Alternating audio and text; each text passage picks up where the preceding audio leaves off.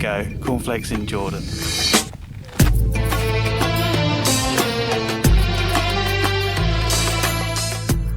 So I'm in Amman, the capital city of Jordan, which is the next country I've decided to eat a bowl of cornflakes in. I flew in about 4 days ago and I've been staying in a cheap hostel in the downtown area, and I've spent that time acclimatising to the culture and trying to get used to the prices and exploring the city a little bit too. There's a few things to see. I've seen a couple of really nice looking mosques. There's the Roman theatre, which you can see behind me, and there's some other Roman structures too. There's the Forum, which you can also see. There's a lot of history. I'm in the Citadel right now, which is on top of this hill. It's a structure, or some structures that have been built on over the years. There's many influences from different cultures. There's a Roman temple of Hercules. There's an Ottoman palace, or the Umayyad palace. What else can I say about the city? The souks are very interesting. And the markets, the hustle bustle of the downtown area, which is said to be the heart of the city, both literally and spiritually as well.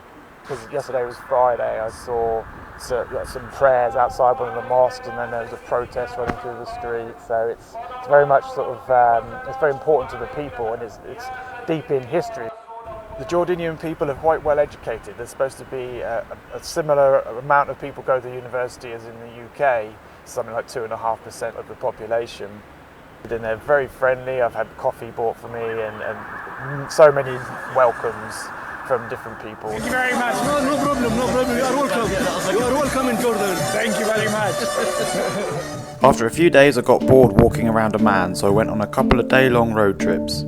The first was with a professor from a university in the city who took me down below sea level into the Jordan Valley to show me one of the many dolmen fields that are spread all over Jordan. We're not too far, probably about 10 miles from the Israeli border or something like that, maybe even less. And we're in an area where there are tons and tons of dolmen. This is a dolmen field. There's this beautiful one behind me, and there's some others dotted over this hill. Dolmen are a mysterious structure which lack a substantial explanation for their existence or for their distribution across the globe. From the US to Colombia, India, Korea, many countries in Europe, and of course the Middle East. They are a less investigated part of Jordan's history, but are an important piece of the puzzle in understanding humanity's ancient past. Sadly, they are in danger of being destroyed due to the activity of quarries operating in Jordan. The second road trip was with some people I met in the hostel. We went north to Jerash to see the Roman ruins, and we visited the very northwest next to the Golan Heights area in Israel, and saw the hotly contested border and signs of damage done over the years of fighting. So this is the border, this fence we see, is it? Yeah. We got to experience the community spirit that exists in the Jordanian people when a couple of guys not only stopped us because we had a flat tyre, but also insisted on fixing it for us as well. The day ended with us persuading the security guard protecting the entrance to the place where Jesus was baptised to let us go through and touch the sacred river. It was the end of a great day travelling with fellow travellers.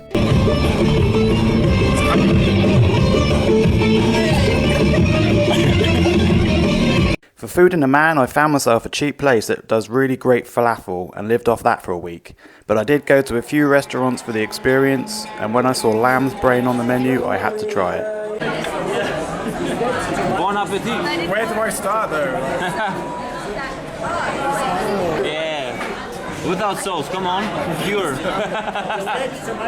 Be a man. Lamb's brain. Yummy. What do you recommend that you just help? Like chicken, huh? It's actually really nice. It's quite nice. It's really soft. Next one. One interview after the other, different people. Is it really okay? Oh, it's really nice actually. So. I took the bus south with a driver that would laugh at our Western health and safety regulations as he talked on the phone for almost the entire journey to Wadi Musa, a town that has basically developed due to the worldwide interest in the ruins right next door, the ruins of Petra. Due to my limited budget, I had arranged through workaway.info to volunteer in a hotel. 5 hours work a day in exchange for a room and food, which really helped due to the surprisingly high prices in Jordan. I looked after reception and did odd jobs like painting chairs, and still had plenty of time to explore Petra and its lesser-known little brother. So this is Little Petra. It's about 12 kilometres from the actual site. It's free to get in, this one, so if you can't afford to pay the 60 euros to get into the real thing, you can come and take a look at this. But to be totally honest with you, it's tiny in comparison. It's just like a little sample of it, really. It's set in this beautiful desert canyon scenery between these two hills here.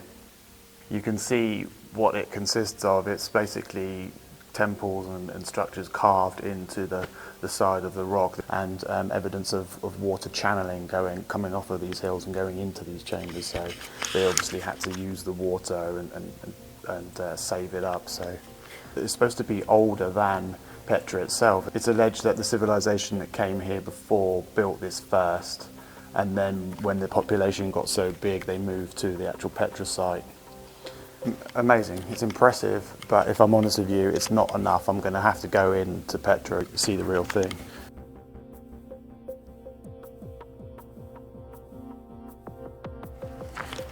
So any trip to Petra begins with a 1.2 kilometre walk through the Seek. Now this is a little trail that goes through the canyon, and after the walk through, you arrive at the most famous site on Petra, the treasury, which you can probably just about see behind me. So let's go have a look at that now.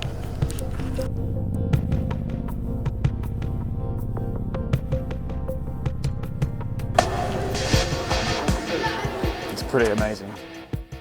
So this behind me is the treasury, the most famous thing at Petra. It's 39.5 meters tall, which is why I can't get it all in the camera right now. It's said to have been a place for tombs and rituals, and one of the interesting things actually is that the urn at the top is supposed to have some treasure buried from one of the pharaohs inside, and there's loads of bullet holes where people over the years have tried to shoot it out. So from the treasury, continue around, past all the people, and the donkeys, and the camels. Continue around the valley to see a whole nother part of the city.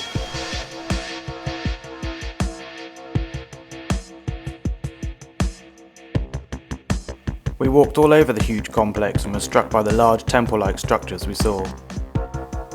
So here's the biggest temple or mausoleum or whatever these things are. Huge thing. To get to one of these structures, we had to climb up out of the valley to a great place for some cornflakes. Cornflakes?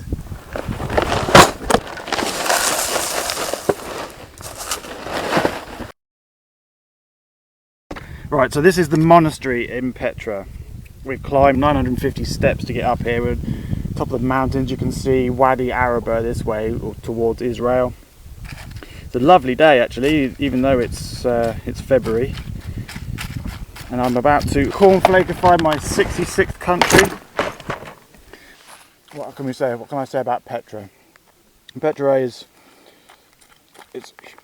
50 dinars to get in for 1 day, or 60 for 4 days, which actually really pissed me off to start with, because that seems like it's an extortionate price, and it is, but it's been well worth it. It's a humongous area full of caverns and temples like this one behind me.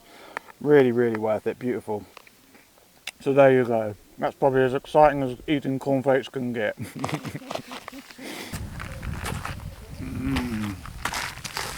Yummy. So this young lady here has done a bit of an exchange. She's given me a bracelet and offered a necklace in exchange for some cornflakes. They're pretty cool. Cornflakes for you. Thank you. Milk for you. Thank you. You want to eat some now, or you want to just keep them? You trade me this? No, I need this. This I I like need. this. For this, you can have the cornflakes and you can have the milk. And what's this? This is sugar. From where you got this sugar? My first exchange of Really? cornflakes. Yeah, there you go. All for you. Your first time change this? First time exchanging cornflakes for a bracelet. Yeah. Yeah. Thank you very much. You're welcome. It was nice to meet you. Nice to meet you too. Do you want to buy something? No, I don't have any money. He help you. We have no more money left. Why? You know how many people there are to buy things from in Petra? How many? Hundreds. You count them? I don't know, but there are many. You want to buy this? You want to buy this? You want a donkey? Give me the bottle of the sugar. I cannot give you the bottle of the sugar. What am I going to do with the sugar? After some flakes, we had a look at the monastery, which was huge and would have been a massive engineering project.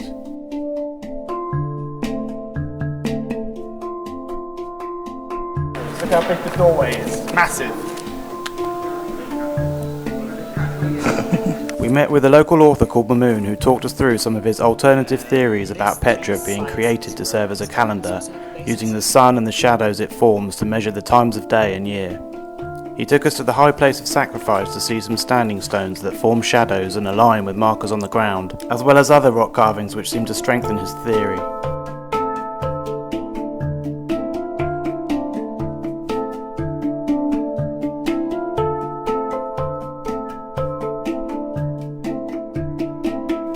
But whatever their reasons for building Petra, the site was amazing, not only for the way the rock was carved to meet the people's needs, but also for the sheer size of the place with thousands and thousands of chambers carved into the canyons.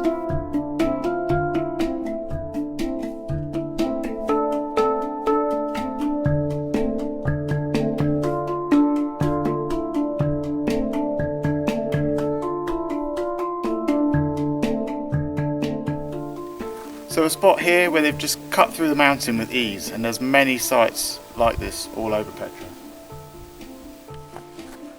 And they've carved right through a rock there, look.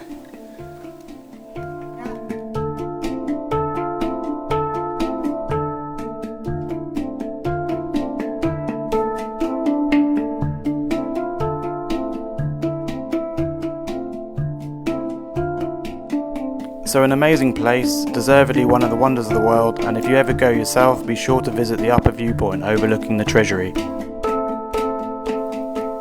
From Wadi Musa I travelled to another of Jordan's famous attractions, Wadi Rum, a spectacular desert which leads into Saudi Arabia and is famous for its combination of mountains and desert scenery. I arranged another workaway.info volunteering job with a couple of brothers who owned a tour company and a camp in the desert, and in exchange for making them a promotional video I was fed and housed for 9 days. It worked out brilliantly as I got to video and experience what potential customers could do, such as eating food cooked in the traditional way by burying it in the sand.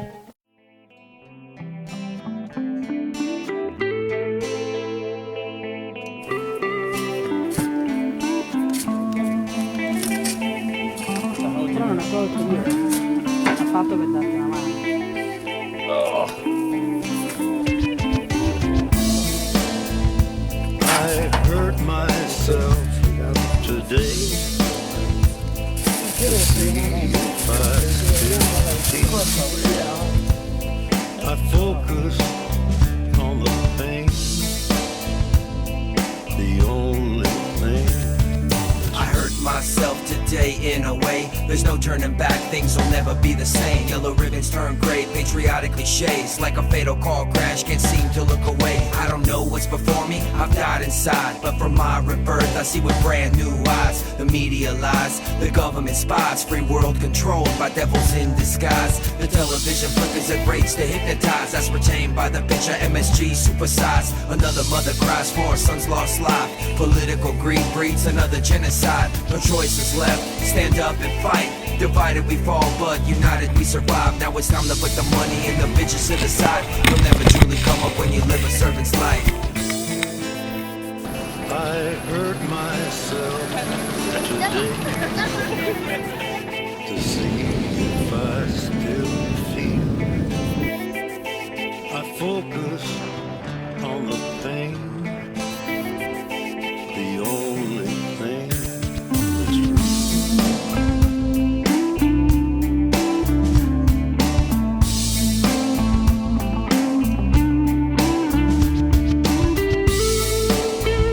And while editing their video I got to hang out in a beautiful place, go for walks and just hang out in the desert. Now I focused on the pain, I'll take it to the grave. I'd rather die free than live like a slave. I'd rather speak my mind, I won't bite my tongue. If you think I've said it all, I haven't even begun. They bring you to your knees with disease and vaccines. Another line of credit, the American dream. Ron Paul revolution, 20 million screen, but it doesn't really matter to the voting machines. Now they censor this on YouTube, labeled it extreme. Bernanke and his lackeys, printing phony green. Hit us with inflation, annihilate the nation. No investigation of the Bush administration. Obama runs on change, Brzezinski's in his ear. The only thing that changes is the puppet in the year. They open up the borders, truth is on our shoulders. Focus on the pain, this is the new world order. From Wadi Rum, I hitchhiked with some fellow travellers to the north of Jordan, only 30 kilometres from the Syrian border. Hitchhiking took all day, but it was a great experience meeting genuine Jordanians and experienced the community spirit again.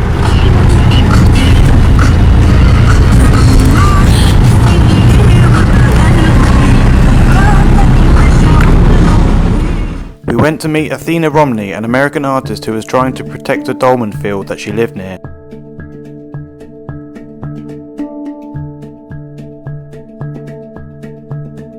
But as we discovered when we went to film them, since our last visit, most of them have been destroyed.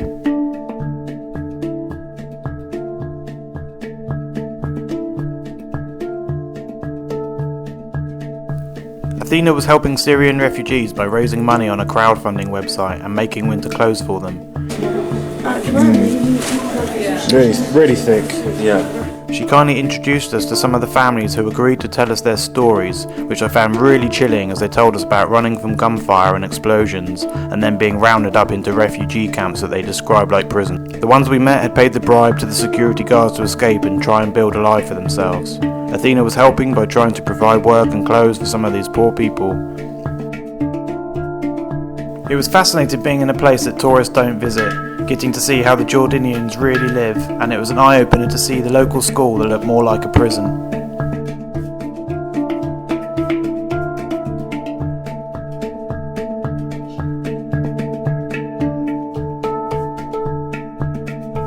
My journey through Jordan ended when I crossed the border from Taipei into Israel and met Jay in Tel Aviv, from where we embarked on a road trip around the country. We visited some beautiful places, including an area with fields and fields of dolmen where we videoed some footage for our Modern Explorers film. And I couldn't decide, so I ate cornflakes in a couple of different places, one floating in the Dead Sea and another next to the Weeping Wall in Jerusalem. So Jordan was a lovely country, friendly people, beautiful scenery and a fascinating history. It was more expensive than I expected, but thanks to Workaway I managed to spend less than £250 in a month. Not bad considering 60 of that was on the entrance to Petra.